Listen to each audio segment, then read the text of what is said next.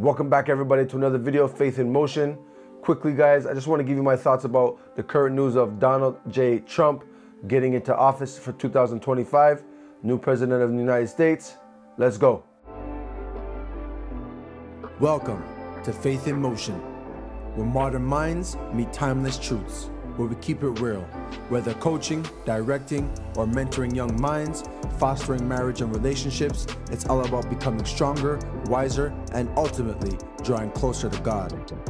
We're tackling everything from life's tough lessons to building character, issues in the world, relationships, and a rock-solid faith.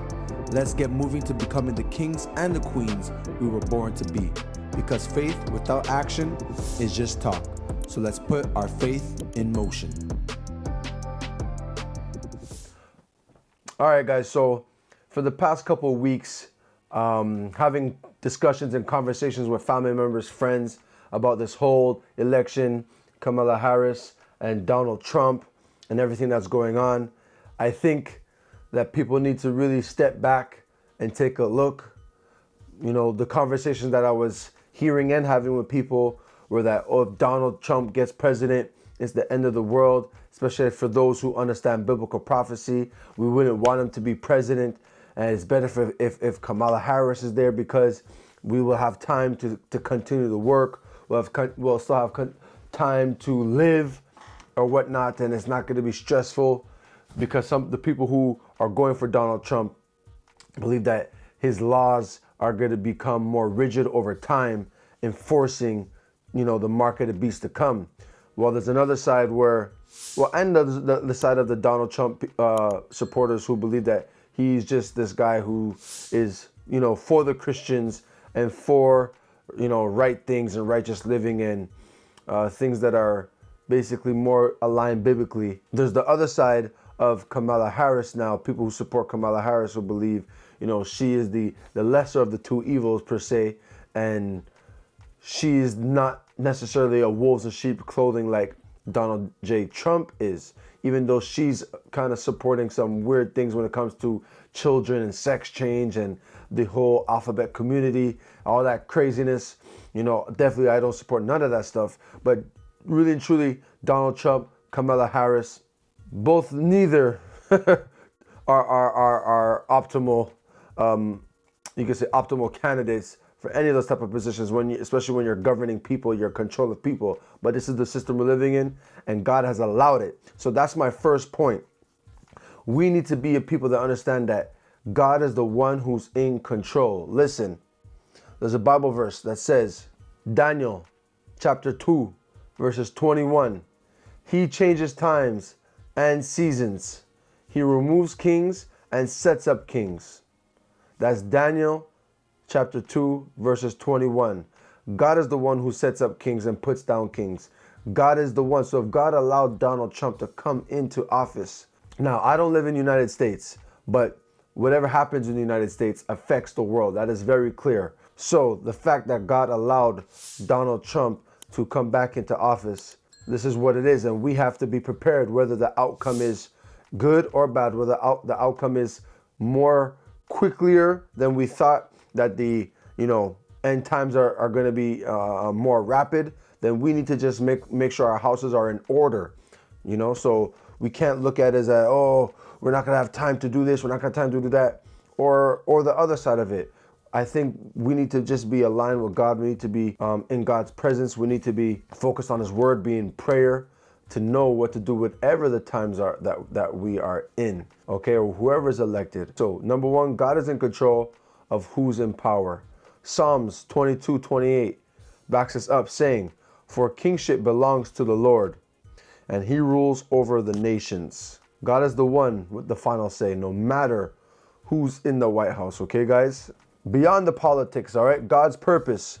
Here's another thing. God's purpose doesn't depend on a political party or a candidate. Proverbs 21:1 says, the king's heart is in the hand of the Lord. He directs it like a water course wherever He pleases.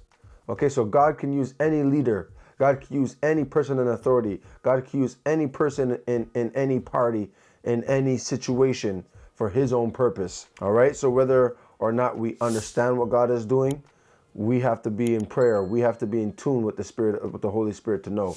All right? We have to understand that we're also a part of an unshakable kingdom.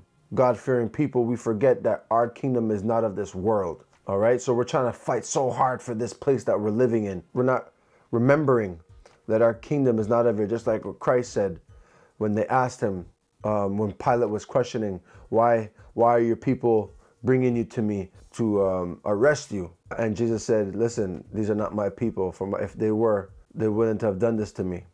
All right? And so we got to understand that our kingship, our citizenship is in another place right now. But that place will be coming back in the future. Of course, we know the New Jerusalem in the book of Revelations, that we are supposed to inhabit this earth. Truly, we know that the story of Adam and Eve, we're supposed to inhabit this earth. But right now, we can't be so shaken by the things that are going on because we're a part of an unshakable kingdom. All right, guys? And if you know the story of Jesus Christ, it was church and state that came together to persecute Jesus Christ. We know that. Why? Because the Jewish leader at the time, Sadducees, the Pharisees, and the Sanhedrin brought Christ to Pilate, to the Roman Empire, came together to put Christ on the cross and to persecute the Christians going forth. And that's another thing I want to quickly mention. When anytime there was persecution or in any time in history where there was severe suffering by the Christian people, that's when actually the gospel would spread like wildfire, would spread even more. Is it a bad thing if the persecution were to start? Listen, guys, we have to be in prayer. We have to be confident in ourselves as well as to our relationship with God. And so again, don't panic. John 14:27 says, peace I leave with you. My peace I give to you.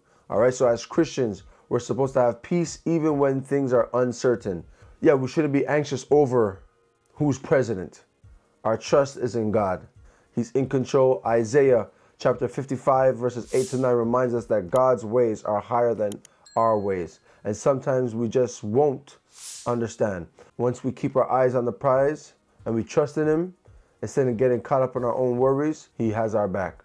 And so again, when it comes to this Donald Trump and this political unrest right now that's going on in the world, we cannot be shaken by it. My thought when I heard it, and not what I heard, but when all this was coming down for November 6th, was it? No, November 8th, excuse me, election. I'm wondering, why is everybody getting riled up about this? Why is everybody getting riled up about this? If God allows it, he allows it. I'm not worried about it. Because if God allows it, that means, well, it is what it is. He's allowed it. If he didn't want Donald J. Trump to be president, he would have allowed Kamala Harris or whoever he had wanted. God is the one who sets up kings, takes down kings. Keep your faith in motion.